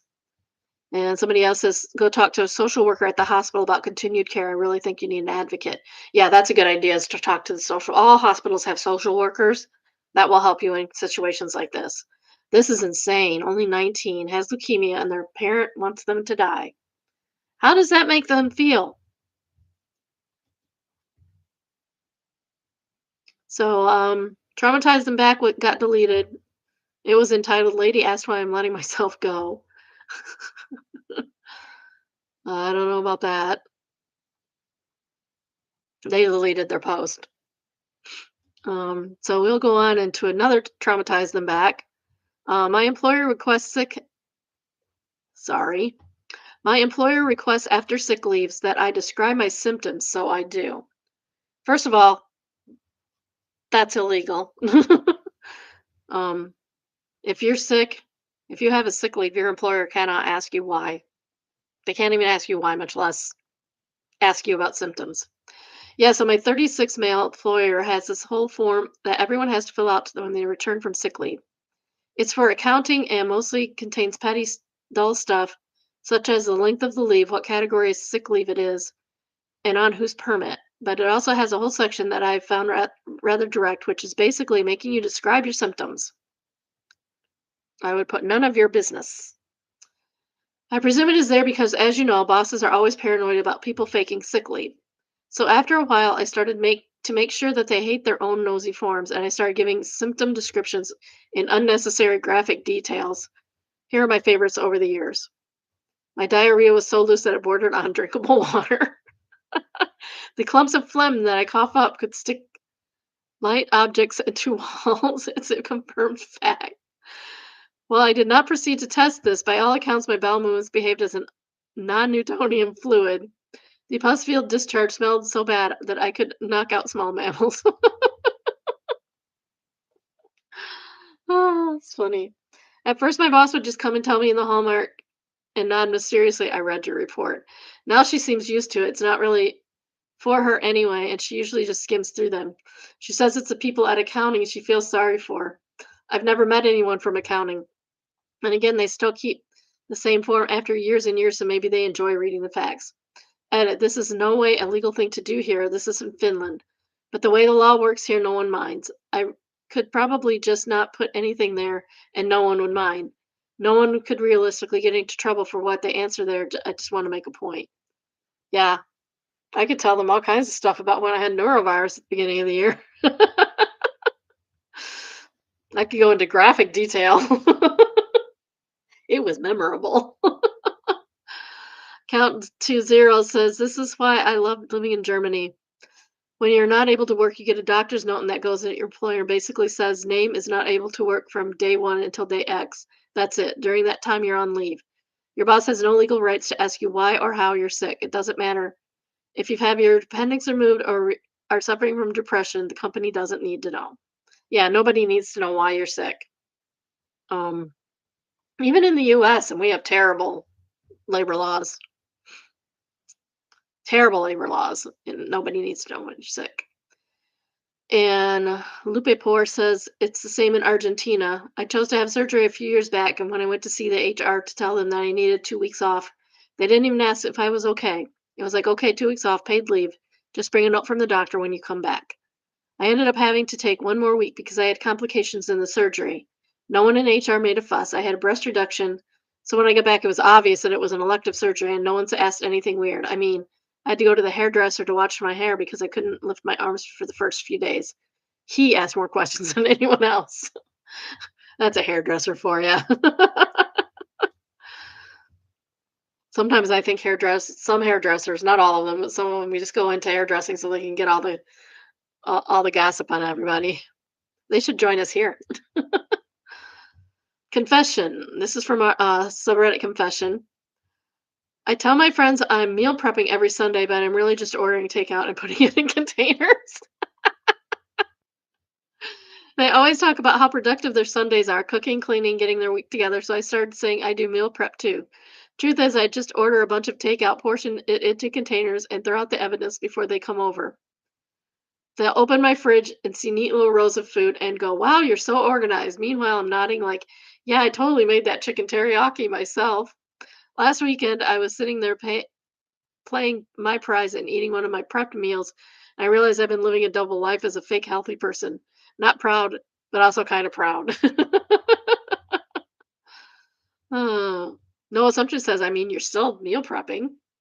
Just because you didn't cook the food doesn't mean you're planning for a future meal. Still counts in my book. I like it. That's a good idea. That's a good idea, especially for a single person. Meal prep. Interesting AF. Japan's top sumo wrestler went to London for a tournament, and they have a series of photos that they took in London with the sumo wrestlers.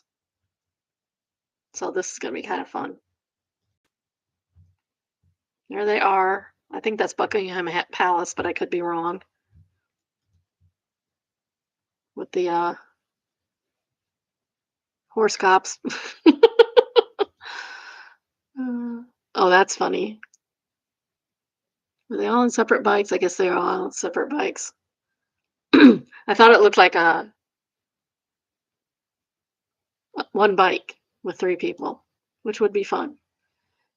Drinking some Guinness because you got to do that when you're in the UK. Oh, they found Hello Kitty. That's so cute.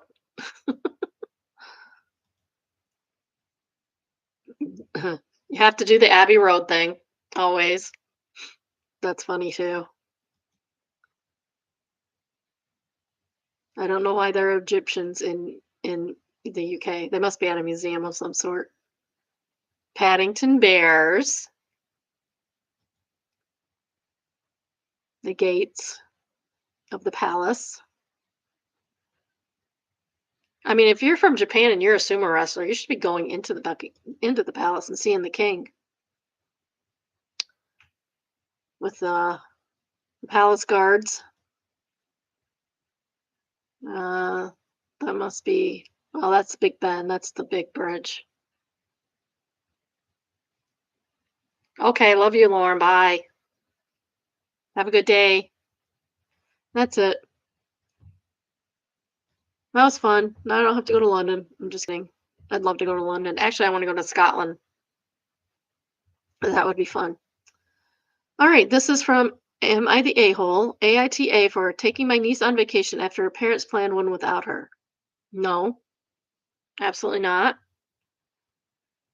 My niece is 11, the youngest child with four older brothers. She's also the youngest cousin, grandchild, and the only girl. Oh, that poor kid.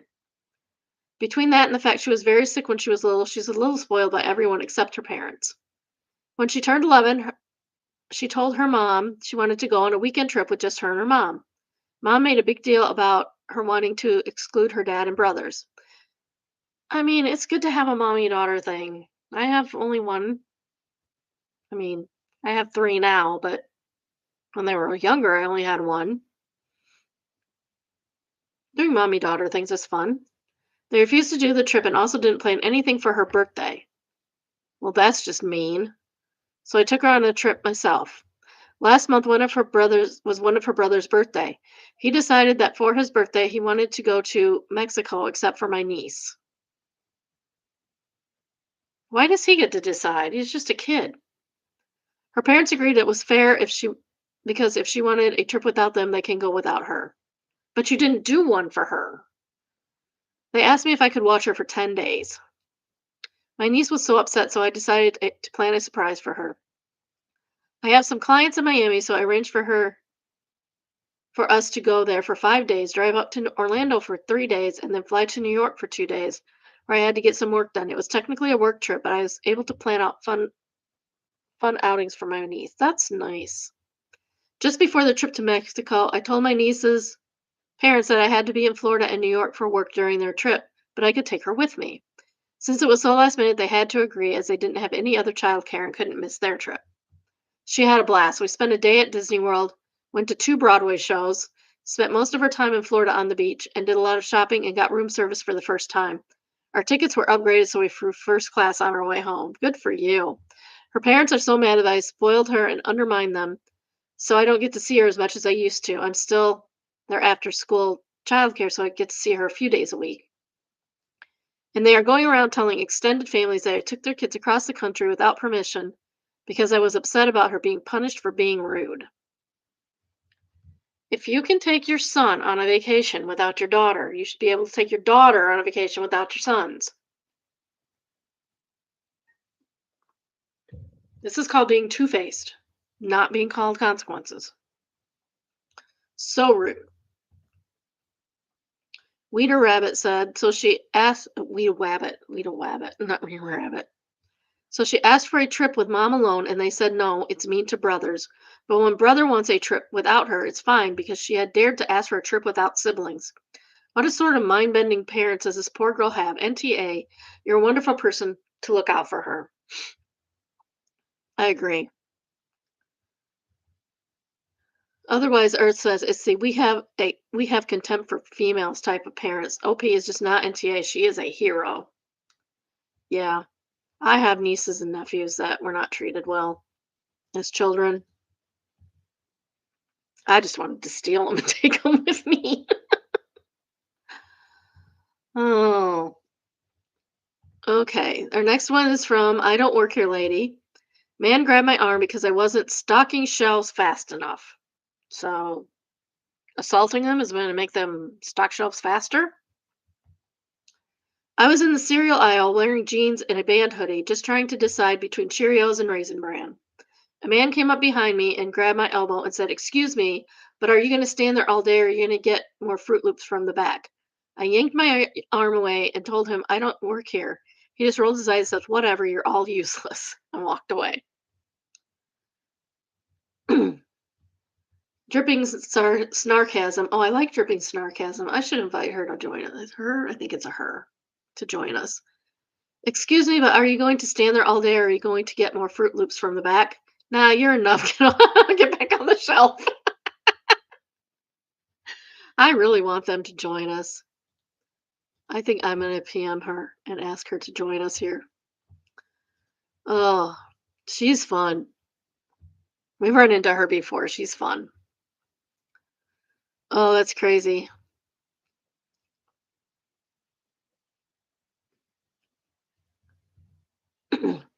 Old Tin Man says not useless as a grown man that needs Fruit Loops. Hey, I like Fruit Loops. I have some in my cupboard right now. Oh. Actually, Randy Bear says it doesn't taste the same as when they were kids and smell like fruit. The Aldi brand does. Old Tin Man says, "I get it. I love my Apple Jacks, but to someone acting like the antagonist in OP's post, I gotta get my shots in. Yeah, for sure.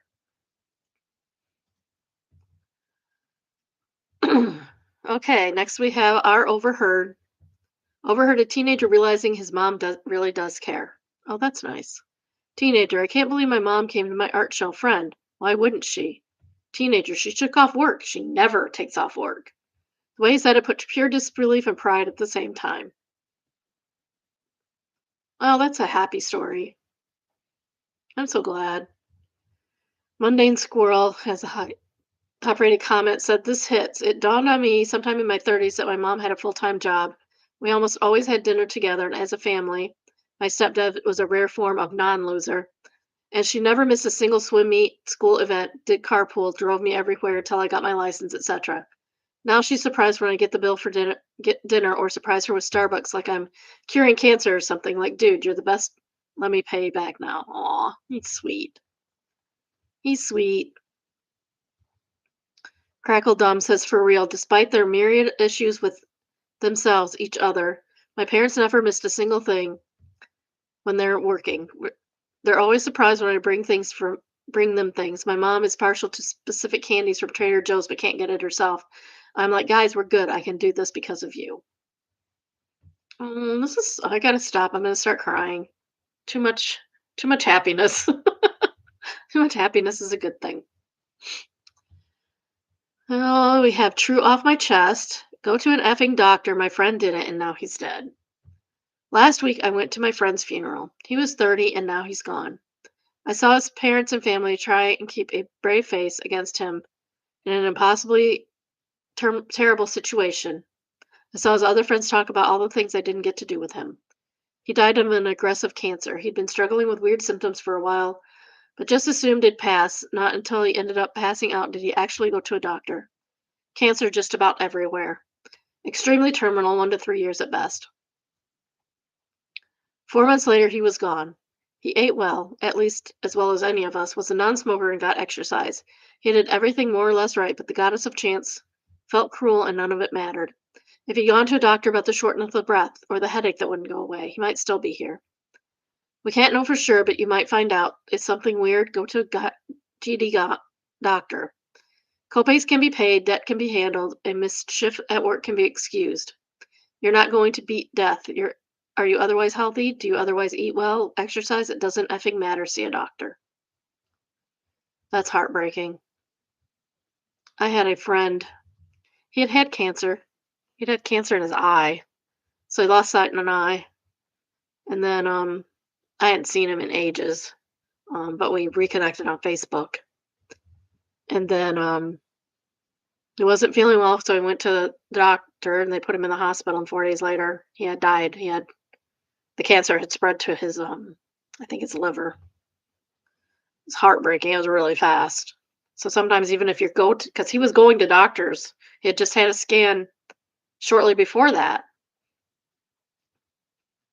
So even if you go to the doctor, sometimes it's not going to help you. On the other hand, I had a cousin who had breast cancer 3 times, and it didn't get her to the last one, and she lived a really long time after the first bout of very aggressive, very young breast cancer. Okay, Possession says, I'm sorry for your loss. Lost a friend to pancreatic cancer last month. Pancreatic cancer is awful. Unfortunately, a lot of early symptoms of pancreatic cancer are not a big deal, like back pain or stomach aches. These are easy to write off. Oh, maybe I'll sit with bad posture and need to stretch. Maybe I'm just getting older. I can't eat heavy foods like I used to. While this is happening, the cancer progresses and becomes more deadly. That's what happened to my friend, unfortunately. The first unusual symptoms, I showed up for his pool league and they told him his eyes were yellow. He went to the hospital. That was earlier this year, and that's when they found the tumor in his pancreas. In 7 months, he went through long hospital visits, intense chemo before going into hospice. Pancreatic cancer will kill you. That's the cancer you don't want, for sure. Other cancers have a high survival rate, like breast cancer, certain breast cancers, um, leukemia, stuff like that. Stuff that they've gotten a handle on. Prostate cancer is one also. Um, But like lung cancer and pancreatic cancer are the two you do not want to have because more times, way more times than not, they will end you. This is from subreddit in-laws, uh, entitled "Planting Red Herrings for the In-Laws at Thanksgiving." I tried to play nice in the past with the in-laws, handing out unsolicited criticism.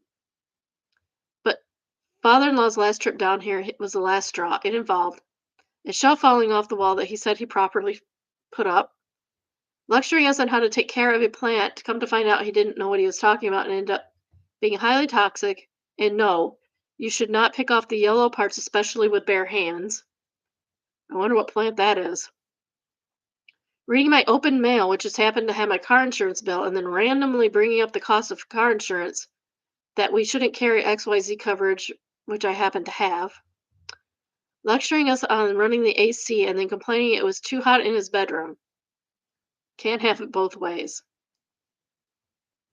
Oh, I guess he was complaining that the AC was on. So, as tired as I am of being judged and lectured in real life situation, I now plan to plant red herrings for them to fixate on.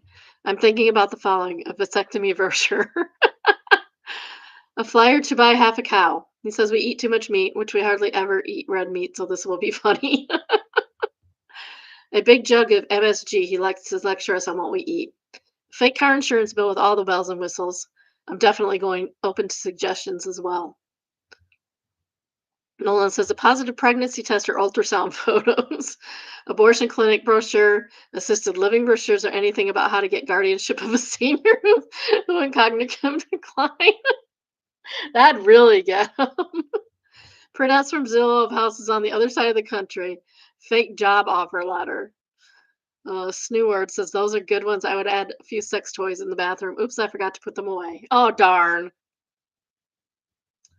Um, in love with koalas says, but all toys should be pegging related. Your diary detailing your struggles to get pregnant despite copious amounts of of butt sex. Oh my goodness. Yeah, this is why I like Reddit because they just go hog wild on stuff. Aurora Celestia says Jehovah's Witnesses brochures. Tell them you decided that this will be the last holiday you'll celebrate and there'll be no Christmas. In case you were unaware, Jehovah's Witnesses do not celebrate holidays because somewhere in the Bible it says don't put one day ahead above another, and they interpret that as mean holidays, which is silly. It's just silliness. Hot Cigarros or the OP says, "Oh my, this is genius." Better than that, you can request for the Jehovah's Witnesses to come for a visit either while they are there or request a visit to their home and notify them if they're interested or just pretend to be one of your in-laws. Oh, Washington State Buckeye says, no, a home visit is a bad idea. They'll never stop visiting even after the in-laws leave. Yeah, that's true. You should send them to their house. Don't invite them to yours. My dad used to invite them in and have a whole conversation with them. They got to where they don't come to our house.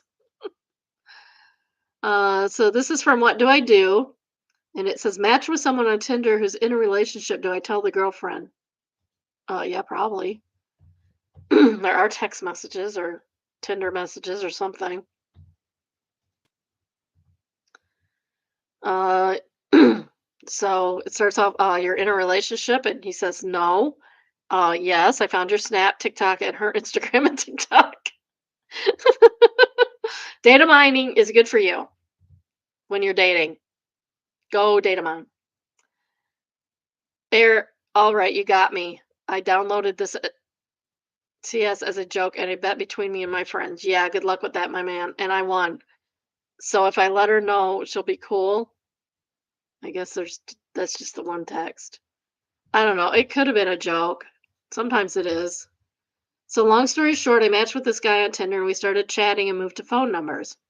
When adding to my contacts, his Snapchat popped up. Admittedly, I do this to be able to find their socials in case they are hiding something like this. And his spotlight was him with his girlfriend. Through snooping, I found his TikTok and Instagram and then hers, both all over each other's pages. All of her social media has messaging disabled, so does her closest. I'm assuming friends, so I can't message privately. What I did do is leave a comment on one of her TikToks. All I said was, okay, you don't know me, but could you message me? It's about your boyfriend and what he's doing on dating apps. If you don't already, I guess I could stop sharing that. If you don't already, feel free to delete this. In any case, she somehow knew about the supposed or had an open relationship or something. But I'm low key panicking. I don't want to get involved, but I feel so terrible when I saw he's in a seemingly loving relationship. They're long distance now because he's in the military. I want to delete my comment and wipe the hands of this, but also everything is screaming to tell her. When I confronted him, he claimed that it was a bet with his friends. I don't know the details, but he's won IG. I don't know. Then he unmatched me and I'm assuming blocked my number. Should I leave the comment up? I feel like I should, but I also don't want to humiliate her if it takes a while to see it. I also don't want to deal with any drama that unfolds. It's not going to take her a while to see it because somebody's going to tell her. Somebody in her comments knows her and is going to tell her. Bingus says you can tell her she'll take it two ways. Be thankful you told her, or two, get argumentative and make out you're the villain in the situation. Either way, if it were me, I'd tell her. I'd want to know. I'd want to know too. Twin Flame says, been in both situations. I've been thanked more often than argued with. It isn't going to feel good to hear your partner's cheating or trying to, especially from a stranger. I get that. I just try to pass it on because if it was ever me one day, I'd want to know. Yeah. All right. Next, we have Bye Bye Job. And this is about Dr. Phil. Can't stand that man. Dr. Phil must liquidate his media company after losing a bankruptcy trial. This is from TMZ. And I don't. Oh, stop. Where is big ol' ad? I hate big ol' ads. There we go. Dr. Phil, my television network's gonna be sold off for scrap. Um, so he took a major loss in his company's bankruptcy trial. The bankruptcy judge ordered a proceeding to switch over to a Chapter 7 liquidation, as opposed to this Chapter 11 he was asking for. Um, Center Trials Fate of Merritt Street Media was involved, and it's a collaboration with a not-for-profit broadcaster, TBN, and Phil's Pete Productions. It was lost in April of 2024, and it barely lasted a little over a year. They tried for bankruptcy in July of this year. Um, Merritt Street then sued TBN, alleging breach of contract, and they countersued Dr. Phil and accused him of clandestinely trying to enrich himself on their dime. Oh, these people. So they eventually settled the case, having converted to Chapter 7. So Merritt Street's going to be dissolved and its assets will be sold in order to pay off creditors. Wow, that's amazing. The Dutch judge said sticking with the Chapter 11 case would allow Dr. Phil to focus on paying back his favored creditors as opposed to unfavored creditors. Oh, so I guess if you're in Chapter 11, you can decide who you want to pay back, and they're going to appeal. So that's fun. Bye bye job, Dr. Phil. Isn't he old? Shouldn't he be retired and relaxing at home? Our next read is from Oh No Consequences. The bride is so very sad. OOP left her wedding early after an attempt to set her up with a loser who doesn't understand the word no fails. Bonus humiliation for the loser. This is best of Redder updates from 4 years ago. Being surly, rude, and mean at a wedding and then leaving early.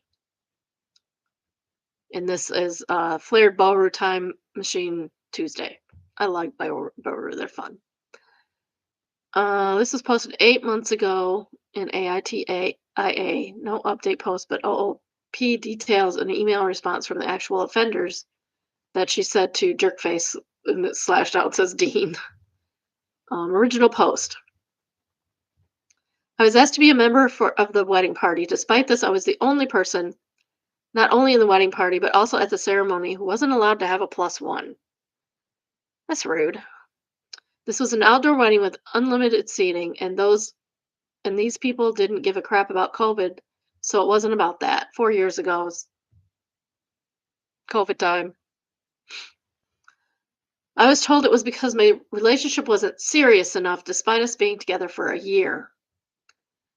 That only engaged or married couples were invited, and then that they didn't want some random guy in their wedding pictures. Why would some random guy be in your wedding pictures? Those are people you choose, who I might not even be with later in the future.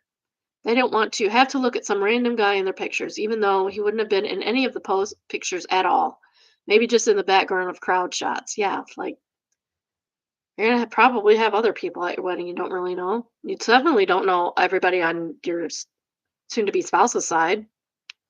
There have been no conflicts between them, and my boyfriend, and he's nice and mild-mannered guy who gets along with everyone.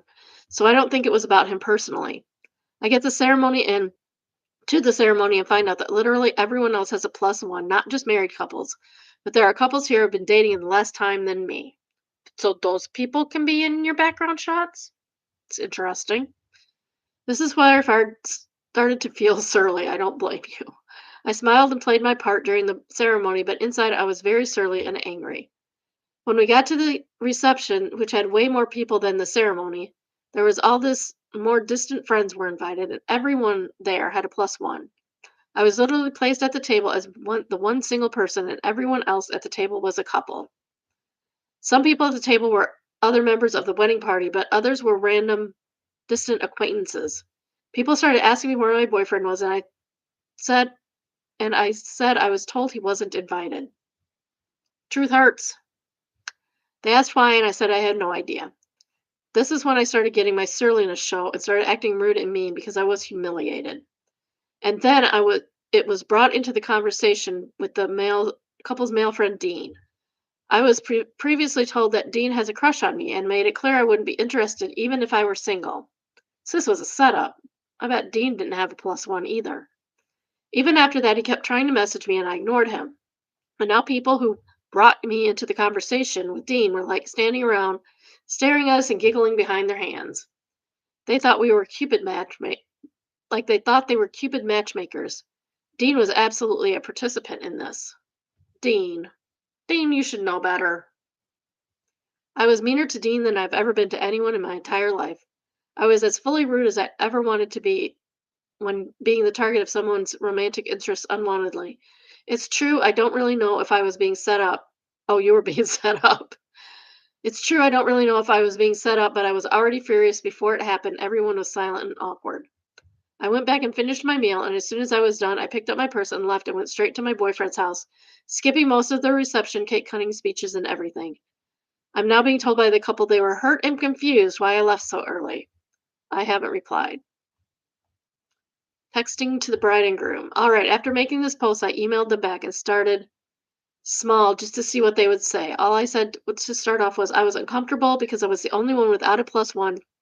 After being told nobody but engaged or married couples would have them. Multiple people at the reception started repeatedly asking where my boyfriend was, and I was getting more and more humiliated, especially since I was seated with colleague and their tender boyfriends. I was humiliated to be the only one singled out, and I was extremely upset. And this is the reply I quickly got. We just meant no plus ones for the ceremony. It was perfectly fine for you to bring boyfriend to the reception, and that's what we assumed you were going to do. That's what we always planned for, the reception being much larger and looser. We never heard from you about bringing your boyfriend to the reception, so we didn't plan for it, but that always would have been fine. If it is not clear that someone not invited to the ceremony is invited to the reception, I think you should make that clear. I think you should have asked her, hey, your boyfriend's coming to the reception, right? Because he's invited to the reception. We just don't want a lot of people at the ceremony, which is Not that unusual. Sometimes the ceremonies are very intimate, and that's fine. And then you invite a bunch of people to the reception. We did that for my son's wedding. It was off the COVID time. You don't want a bunch of people inside or even outside at that time.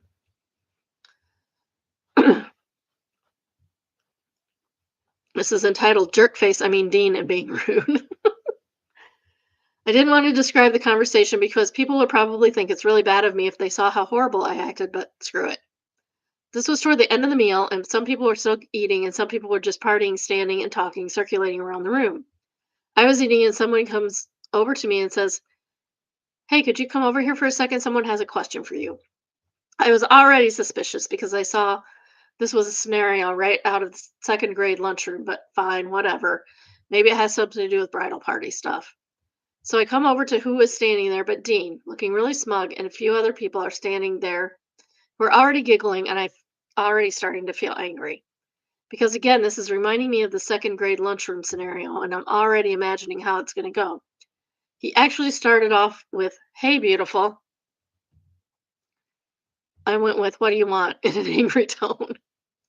I think he sensed that this was not going to go the way he liked it in his mind, but he continued what he obviously planned out. He said, "So I just want to ask you something." And I said, "What?" He went, "There's something wrong with my phone. Can you help me fix it?" I said, "I don't know anything about phones. Sorry, I can't help you." And turned around to go back. Then he says, "No, no, what's wrong with my phone is that it doesn't have your number in it." This guy. Dean, do better. And this is why women choose the bear, by the way. And I just went off because I already made it clear I was not into whatever this was, and I already turned to leave. But he interrupted me, leaving, and kept going despite it all. I was furious because I was already angry, plus, he wasn't paying attention to how I felt or caring about it. So I just felt like he deserved what I was going to give him. I raised my voice and said, "Dean, F off and leave me alone. No, you can't have my effing number. No, I don't want to go out with you. I don't want to talk to you. I'm not attracted to you. I don't want anything to do with you. You are not interesting or attractive to me at all. I want you to leave me the F alone." He was looking down during all of this and not at me, and I said, "I want you to look at me and agree you're going to leave me alone from now on, yes or no?" He says yes, and I said, "Look at me and say yes." So he did, and I turned around and left him alone after that. I know I humiliated him, and I did it on purpose. I hate to admit this, but it's true. Even though I raised my voice, it was loud in the room, so only the people standing nearby and one unrelated to table nearby heard it. I mean, sometimes you just gotta make things plain for people. Kinnear says that woman is a badass. At least she found out who her friends aren't. Gamer girl Lex says, I think she said in a comment that she cut out the bride and groom. Good. You should cut them off. Perpetually exhausted said, right? That I want you to look at me and agree that you're going to leave me alone from now on, and then refusing to let him get away with not looking at her in the face and agreeing was not rude. It was needed. It's a shame that boys like him have to be mothered through their reject by the person that is rejecting them, but is not at all rude on OOP's part. Oh, I'm going to put a song in the comments that you guys will like. I'm going to put a song in the comments. You'll have to go or in the description below, and it will remind you of Dean. All right, this is from Mildly Infuriating. None of the child-sized dummies in the top picture are visible from the truck driver point of view. The truck itself does not have any safety sensors on the front, and the seat height cannot be adjusted. There is a picture, and that is infuriating. Gone and infuriating. You cannot see these test dummies are all child-sized. They're probably as tall, might be as tall as I am. I'm 5 foot, so I'm child-sized too. Adam on the last post said, "Stay, play stupid games." Yeah, you play stupid games, you get humiliated at a wedding, and you cannot see them at all. So obviously, this is not a truck you want to buy. Rover Random says there is only one solution. Children must always be in a large truck too. This method makes it possible to make other large trucks even bigger. It's what people want. And East Horse says infinity truck. Great Scott. uh, Tom. I think it's what it is. I actually heard something similar from a used car dealer. No one wants sedans or coupes anymore as they sit too low, and in an accident with a truck or SUV, you're more likely to get hurt. So more people are buying trucks so that can be safe in case of an accident. So this Ford Maverick. Maybe we should just outlaw trucks unless you have an actual reason to buy one. So many people buy trucks compensating for something. They don't even have hitches on them. It's like, why do you need a truck? You go back and forth to an office job. You don't have a boat. You don't have a camper. You don't have any need for a truck.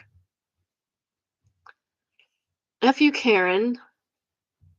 This is from FU Karen. F breast cancer awareness, I guess. My friend and I went to a chocolate factory in a small town years ago and found chocolate boobs for breast cancer awareness. Oh, that's cute. They were effing awesome. I had a chance to go back there yesterday and was gutted that they didn't have any chocolate boobs. I asked the woman at the register why they got rid of them, and I suspected a bunch of Karens complained, even when it was explained that they're for breast cancer awareness. It got to the point where they had to stop selling them because the complaints were so extreme. What the F is wrong with people? S. Arius K says it blows my mind that people are so offended by the human body. No kidding. It's crazy. Yeah, I don't know why. That's sad. That's really sad. It's just a part of the human body, people. Stop being so offended. Or if you're offended, just don't go there. Just don't go. It's not that hard. Go somewhere else for your chocolate. All right. We have our penultimate, because I like that word. Read is from Best of Redditor Updates. It's entitled My 18 Female Boyfriend and His Friends, 18 and 19 Males, Play a Vicious Cruel Prank on an Older Couple Who Has Lost Their Cat. Obviously, I'm breaking up with him, but what else can I do to make this right? The original post was April 24th, 2021. I have been with my boyfriend for about a year. We were both honor students who are graduating in about a month. He is a good guy, and we are trying to make it work even though we are going to different out of state schools. However, he has a group of friends that when he's with them, he does very stupid things. He was out with them last night, and he called me and told me he was at Purple Heart Park and if I wanted to come see him. I live about a block away, so I told my parents that, and they were fine with me going. When I got there, they were like rolling on the ground. They were laughing so hard, and I asked them what was so funny, and they couldn't say. Then one pointed to an older couple who was walking around with a flashlight calling the obvious name of a pet. I could not figure out what was so funny about that. As the couple came closer to us, they said we needed to leave. When we got in our boyfriend's car, they absolutely lost it with laughter. I asked them what happens, and maybe 30 minutes prior, one of them had spotted a missing cat poster and called the number and lies and told the owner they had spotted the cat in the Purple Heart Park. That's mean.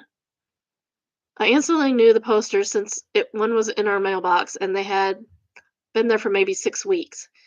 In Tucson, we know when a cat is gone long that long a coyote had gotten it, and I wanted to throw up. This was so cruel to those poor people. I demanded to be taken home that second, and he did. I didn't say a word to any of them. I hate that I even know this happened. I'm going to break up with him. But what else can or should I do to make this up to the poor couple with the missing cat? I'm devastated with guilt that I know something about it, but I don't know what I should do. I can't ask my parents because I'm afraid my dad will actually beat the crap out of them and risk losing his job. He's such an animal lover. Curious Cat answers, to back you up, I truthfully say there was no way I could continue seeing someone who did not only did something like this, but laughed and laughed about it afterwards. Disgusting. No wonder you were upset. I feel for you, and I wish you and the cat owners all the good best. So your boyfriend is not a good person? Not a good person. And yeah, break up with him. You probably end up breaking up with him eventually anyway because you're going to separate colleges and separate um states. And for some reason, and I don't know why this is, but it seems to be true, once you get out of your hometown and into a set of different people, everybody's attractive. It's so weird. Like, everybody's attractive. I guess you get used to what you get used to, and then everybody looks shiny and new when you go to college. Solitary Tea Party says, "What a cruel thing to do. To be clear, you don't need anything to make this right. You were in no way involved. I don't think it was technically illegal, but very scummy. You could communicate with the couple in an anonymous phone call or letter only if you want to, and let them know what happened. Or you could tell your social group why you dumped him and let it spread, though that could cause trouble for you in the long run. But whatever you do or don't do, I'm glad aren't staying with someone like that. Best of luck." Yeah, you could tell the social group what happens. Why you broke up with him, because he's a mean person. Update April 28th, 2021, 4 days later. So I posted the original on Sunday morning after all this happened, and here it is. So basically, breaking up with my boyfriend was an easy decision, and I did it over text. He said that, like, after a year, he deserved better than a text breakup. I said, after what I saw him do on Saturday night, he really didn't. He tried to say that the prank was not his idea, and I really needed to cut him some slack. But you went along with it. You went along with it and you didn't say anything. I said that maybe it wasn't his idea, but I saw him laughing just as hard as his friends, and that was enough for me. He's been a total crap at school, but it's turning on him bad when I explain to people why we broke up and who he is with a guy who graduated last year who's such a creep. What was harder is what I should do with the people. As I saw it, either not call and let them have false hope that the cat was still alive, or call them to know that they had been pranked. Day, I decided that if were my dogs in question, I'd want all the info I could get. I was so nervous calling them, but the lady answered, and think I said I had some information about their lost cat. She basically stopped me and said that it was a miracle, but their cat had turned uh, into animal control 2 days prior, and they had finally gotten a return on the chip, and they called them that very morning, and they had just gotten the cat home. I was so relieved because I didn't have to tell them the awful news about how my boyfriend was a piece of crap. I was also happy for her because she seemed so happy. I told her I was happy her cat was home and goodbye. So that was really good news, and I'm happy I got rid of my idiot boyfriend. Well, that's nice. Those chips come in really handy. Um, we have a family cat, not my cat, a family cat. It was my son's cat, and my daughter-in-law was sure that she had seen him get taken by a coyote. We have coyotes in Michigan too, um, as well as in Arizona apparently, and they will take your pets. But months later, turned out the cat was somewhere else, and somebody had spotted the months old posters, and we got Tony back. And you've seen Tony. You saw a picture of him at Halloween when he was pretending to be a bat. He was the bat cat. Brownwin Noodle says, "I love the happy resolution here. Boyfriend is dumped, cat made it home. Everyone gets what they deserve." Bite Mark says, "Brought in the cat and took out the garbage." Ultramild says, "The cat took out the garbage." The cat did take out the garbage. If it wasn't for the missing cat, the garbage probably would still be in the house. Um, Fluky says, "I'm seeing the Flintstones closing credits." Objective Science says, there is no way Wilma didn't hear Fred. Their house is tiny. She just put her noise canceling dinosaurs on and slipped it into a bottle of red wine while Fred has to go bunk with Dino."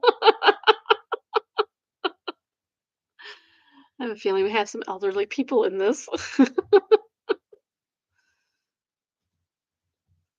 Okay. Oh, we have another cat story from Made Me Smile. Stray cat tests kindness before snuggling up with him. So let's see. Let me share this. Turn on the turn on the sound.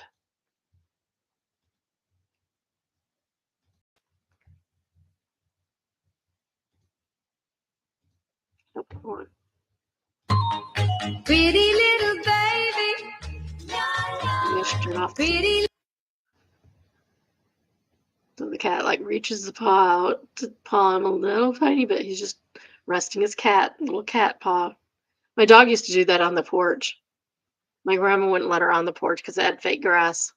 and she'd just sit with one paw on it. And she's still, oh, now she's getting closer. Now she's like climbing up on his lap very cautiously. This kitty cat is cautious. Oh, it's so sweet. He's snuggling up. Aw. It's just a kid. It's so sweet. I love that. That's awesome. I cut off the sound because I can get in trouble for trademark. But it was less than 15 seconds, so we're good. Yancy says he has been picked. Spiteful Vengeance says, yeah, cats don't just do this to anyone. Books and Brews says, I wish a cat would do this to me. I've never been chosen by the cat distribution system. I have been. I got real good friends with a cat before the original carer of the cat was very happy too. They couldn't take it with them because it'd been eaten by a cougar because they had a cougar in the yard. So that's fun. Cougars and bears. Living in Michigan is weird. All right. Well, that's all I have for today. I hope you all have a good day. I may be here tomorrow. I don't know yet. I have not asked. I've not asked, and no one's told me. They're not good at communications, and that's okay. All right. Well, I love you, biddies. Um, come back tomorrow, or maybe tomorrow, Thursday for sure. I'll be here at noon as usual, and we can have brunch together. And because I forgot to make coffee today, I actually had my coffee with me today, so that was fun. All right. Bye. Have a good day.